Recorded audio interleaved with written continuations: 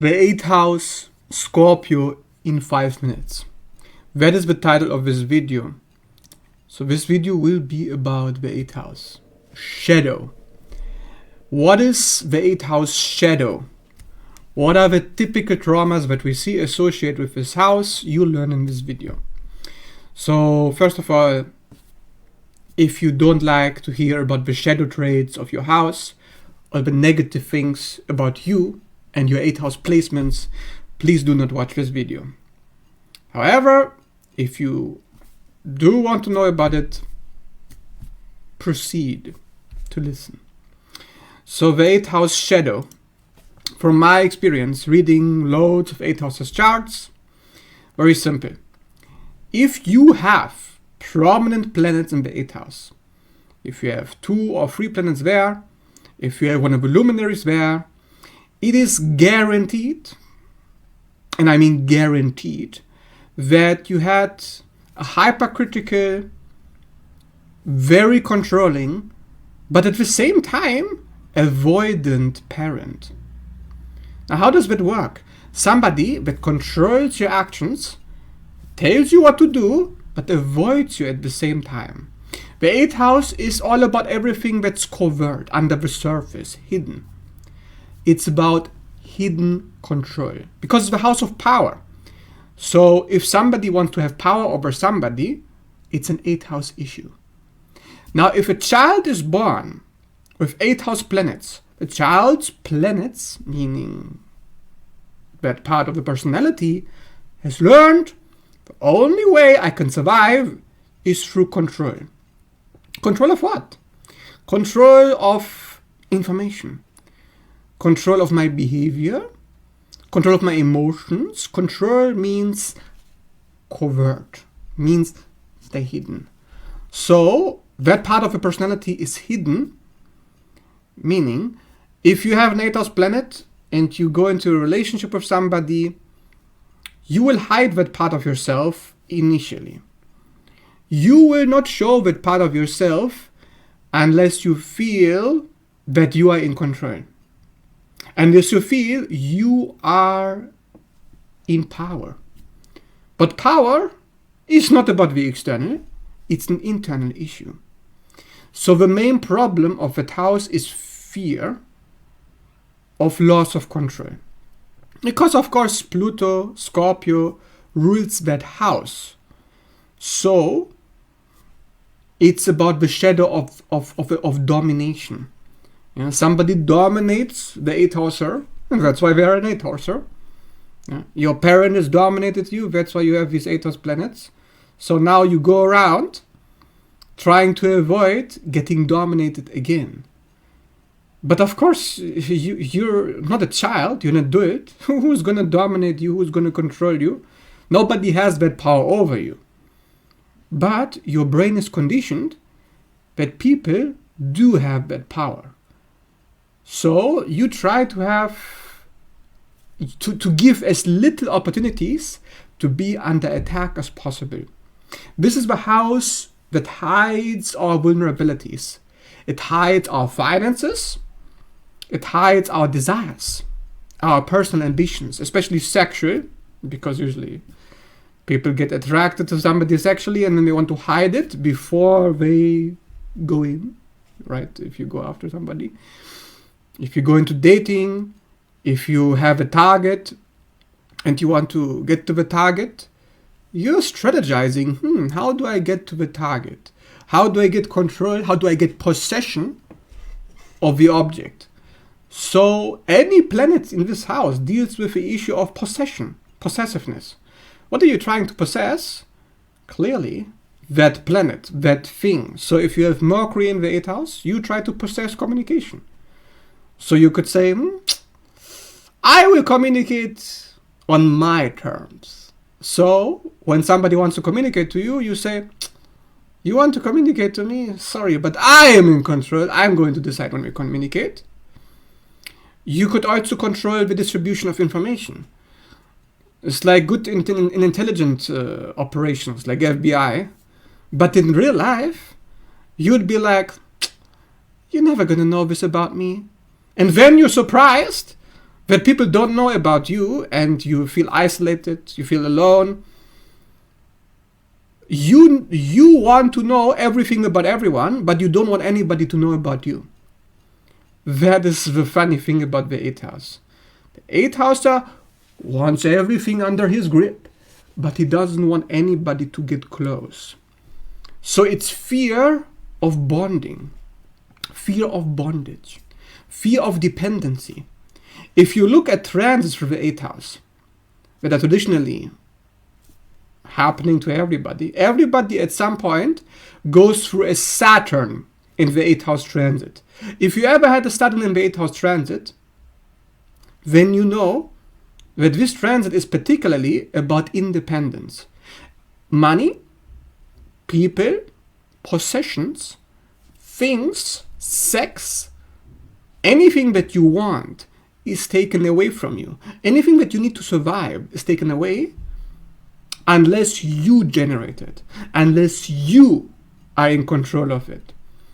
So the 8th house lesson is, how do I become the pillar that supports the structure? How am I going to be in charge? Because if I'm not in charge, I'm going to be destroyed. So this is a house of trust issues. Issues opening up, issues being vulnerable, not being able to let people get in. So that's why Scorpio is so secretive. It's with a house of secrets, a house of debts. Oh no, I don't want to be indebted to them. I don't want them to have anything on me. So hide, shy, very private, they say. There's nothing private with that house. It's paranoia. But it's typical as a water element imbalance. Water element houses 4, 8, and 12 all suffer from a paranoia issue. But the paranoia issue is about something else. For the 8th house, it's about losing the object that you seek to control. Because there is a belief that it's all about control. But the only way people stay with you is if you have power over them. Of course, it's very pathological, mentally ill thinking. It's psychopathic. So psychopathic people sometimes have prominent Pluto, Scorpio, 8th house planets, but also people of psychopathic abuse, people who have been severely brainwashed, mind controlled, or abused in some other way in which a person has complete power, complete control over them, and uses their vulnerabilities against them in a sadistic manner. Sadomasochism is connected to the house. So it's about tyrannical oppression, tyrannical control, tyrannical manipulation, all covert. It's not like a narcissist, because narcissists don't do things covertly as much. They operate more overtly, actually, by either playing the victim or by domination. But the 8th house is more subtle. It's more intrigue. It's more like avoidant attachment style, or dismissive, or somebody who's like keeping you at an arm's length, you know.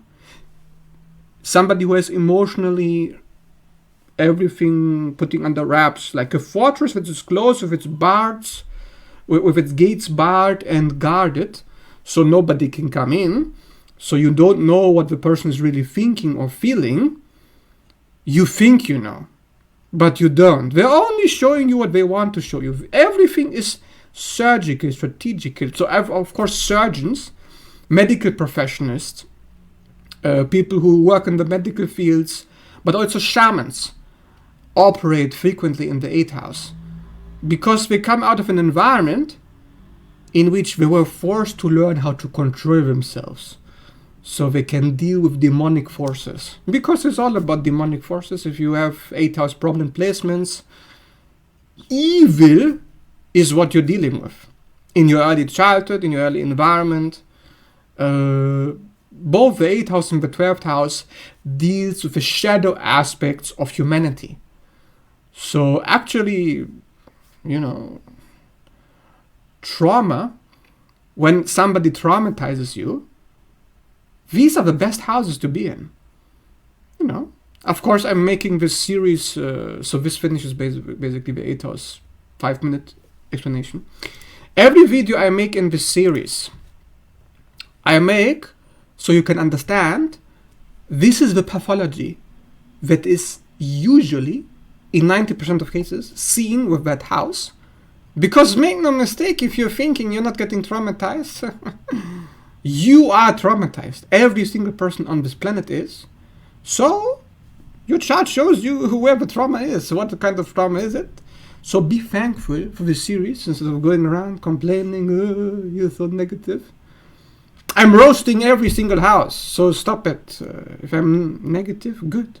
So you can see the problem, because it's a problem, right? Problem. So it's good for you to know what the problem is, so you can take productive action. Instead of complaining about people online over negative, because you're mentally ill and you think positive thinking is going to save you, which of course it isn't, because it's thinking at surface level. So it's about the root cause of why you have a planet in a house. And for the 8th house specifically, it's good. It's favorable, actually, to have 8th house planets, because at least here you can do something about it. Because 8th house planets succeed in dealing with a trauma. The person is very aware of what's going on. So if you're dealing with an 8th house person and you think, are they aware of how toxic they are? Do they know? Because of course most people are not aware. But ironically, the 8th house person is very aware of their toxicity. So that's one person perhaps that you can actually work with. Or they can work with themselves. So that's a good thing to know. That's why I wanted to finish this video with that. So if you're interested in a personal reading, or you'd like to know more about your placements, your charts, what's going on for you, your own shit show, your personal garbage, please feel free to message me on Facebook or email. You can reach out anytime on Messenger. I'm available for my services. I do these one-on-one readings in full or mini version, plus PDF and recording. So if you're interested, reach out anytime. And please leave a like and subscribe if you like this video. It helps and it costs you nothing. With that being said, see you in the next video, and thanks for watching.